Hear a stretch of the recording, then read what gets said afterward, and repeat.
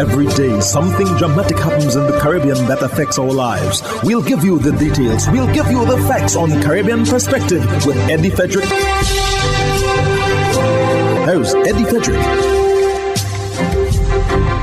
So glad you can join us. The Caribbean Development Bank, the CDB, is actively pursuing a workable formula for the return of effective inter-regional travel. This story takes the lead in today's edition of Caribbean Perspective for Monday, 31st October 2022. Details when we return. The hurricane season is now upon us, so we as Caribbean people need to remember to think safety and be prepared. Avoid venturing outside during a storm or hurricane, especially if there are strong winds.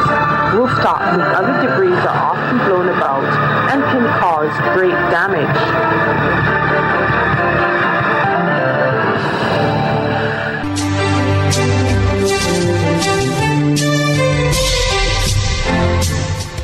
Welcome back.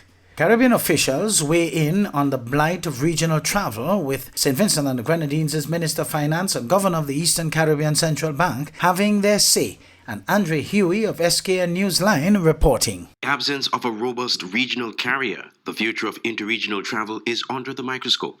It was an issue two Caribbean officials were asked about at the recently held IMF annual meetings in Washington, D.C. Finance Minister of St. Vincent and the Grenadines, Camille Gonzalez, told reporters that a study is currently being commissioned to determine the best way forward for regional travel, and that he hopes this is completed soon. So what we have done at the level of the Caribbean Development Bank is get a general agreement from all the governments of the region that whatever replaces LIAT, whatever comes thereafter, is going to have buy-in and support from all the countries that this airline serves. That's a very important advancement because in the past, many countries did not chip in when things were difficult. So that's the first thing. The CDB is currently finalizing a study that tells us the following things. In this post-LIAT environment, what is the optimal aircraft we should use? What is the optimal number of aircraft we need? What is the optimal location of a hub for the aircraft? What are the likely profitable routes, and what are the routes that are unprofitable but nonetheless necessary? To what extent can the profitable routes subsidize the unprofitable routes? And what is the formula by which all governments will have to chip in to the upkeep of this regional airline? They have not yet finalized that report, and we're awaiting that report. The heads of government will deliberate on it very soon. Mr. Gonzalez lamented that the COVID-19 pandemic was the death knell for regional carrier LIAT. So here's where we are. Just like COVID killed a lot of people with pre-existing conditions, COVID killed LIAT, which had its own pre-existing conditions. And I think that we collectively, the governments of the region, probably didn't effectively anticipate the day after COVID, when tourism would return and LIAT wouldn't be there to carry people around. The fact of the matter is that the previous structure, where the cost of supporting LIAT was borne almost exclusively by Barbados, Antigua and Barbuda, and St. Vincent and the Grenadines, could not continue. Other countries could not be free riders in the process. Every country has to chip in if we're going to have an effective regional travel solution.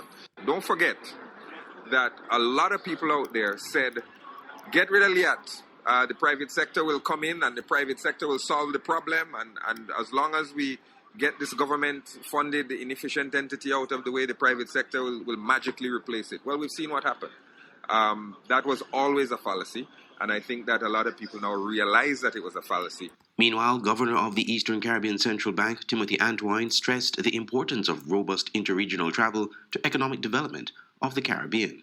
Interregional travel is a regional public good. It's a bridge.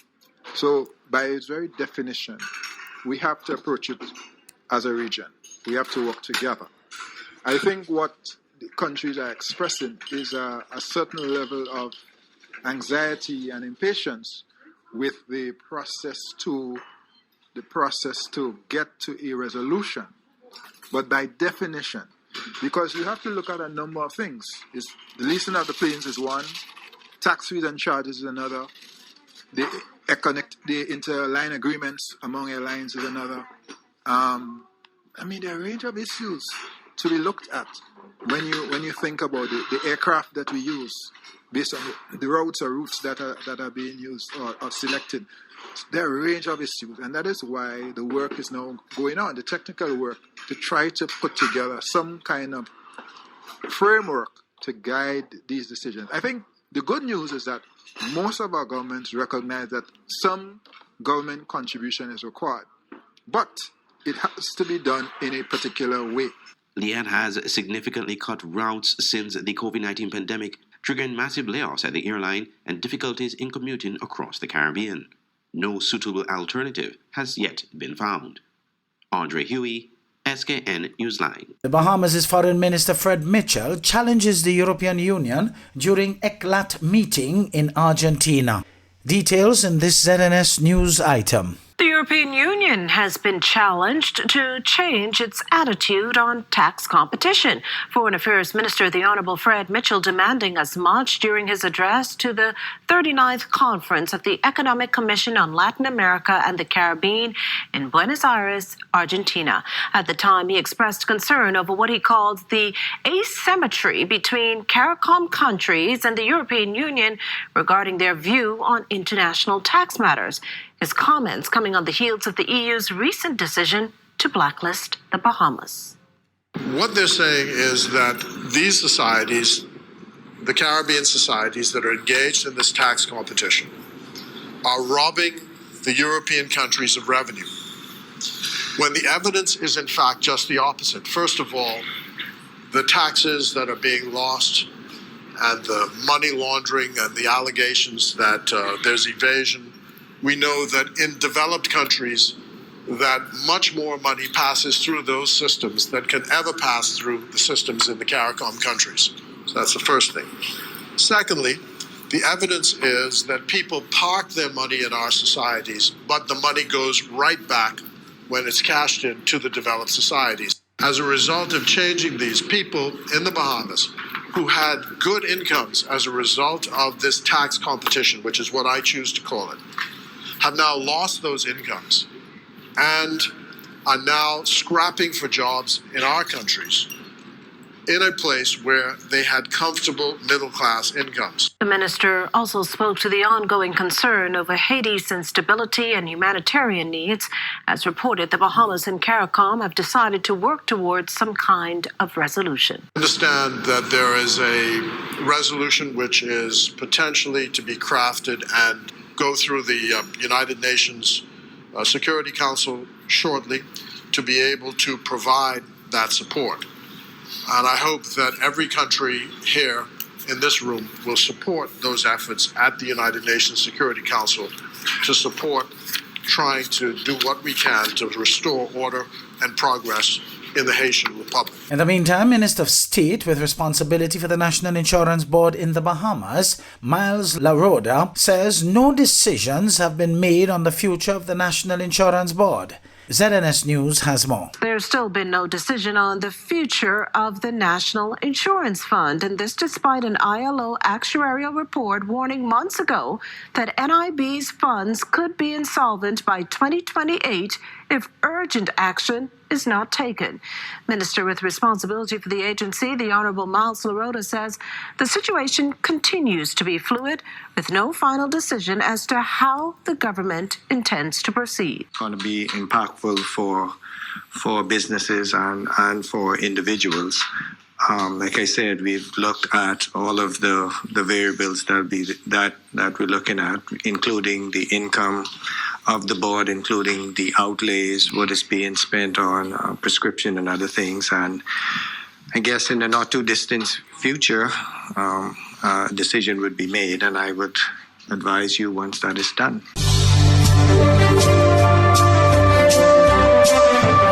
You're listening to Caribbean Perspective with Eddie Frederick.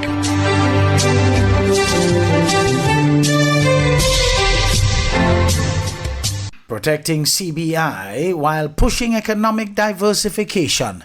SKN Newsline's Glenn Bart reports. The Citizenship by Investment program will remain an important element of St. Kitts and Nevis' development while strategies are implemented to diversify the economy.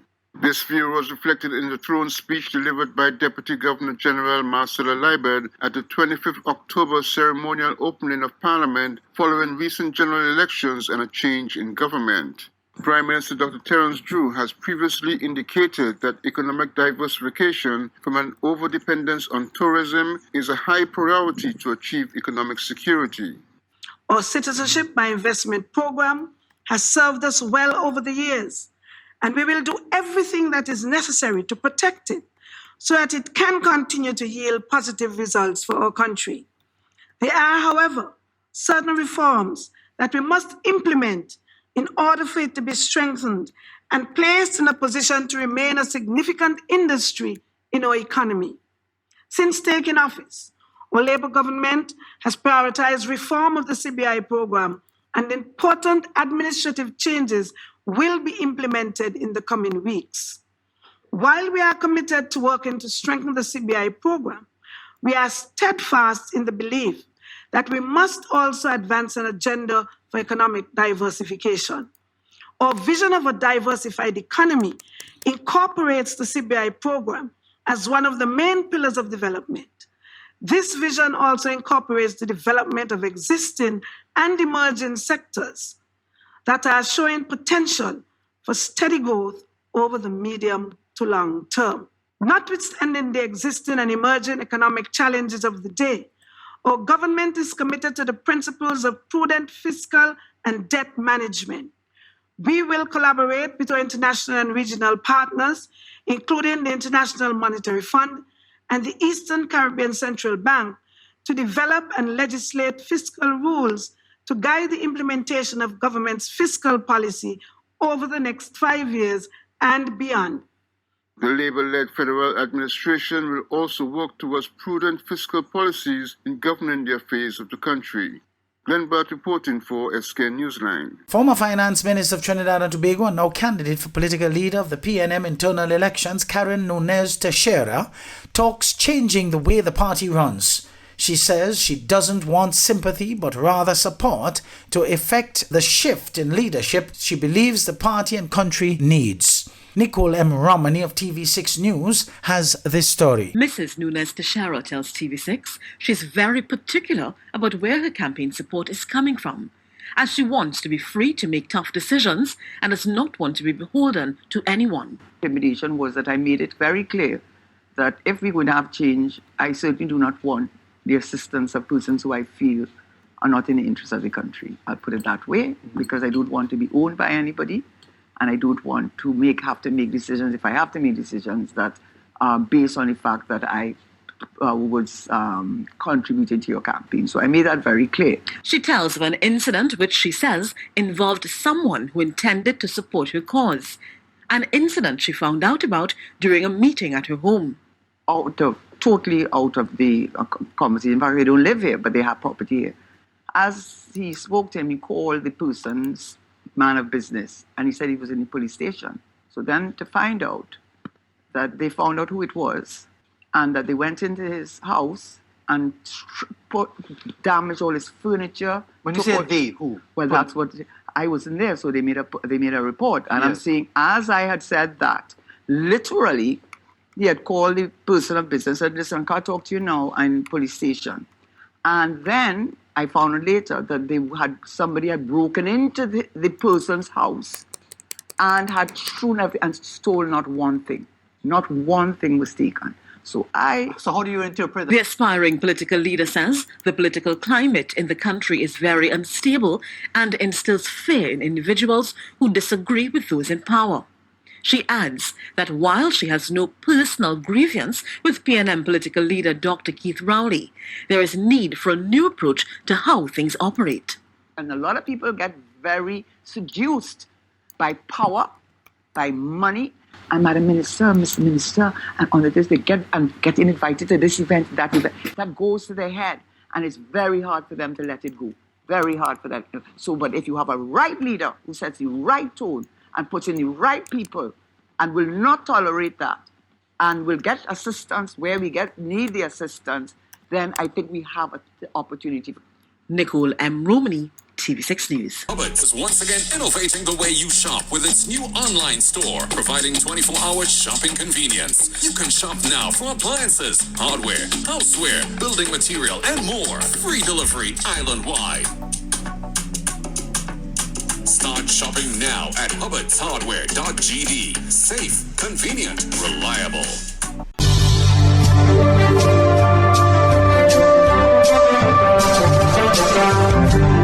I am Eddie Frederick, wishing you a restful weekend. This has been Caribbean Perspective, a whole new approach to highlighting developments in the Caribbean. In the meantime, please continue to log on to CaribbeanPerspective.com for more daily news and more.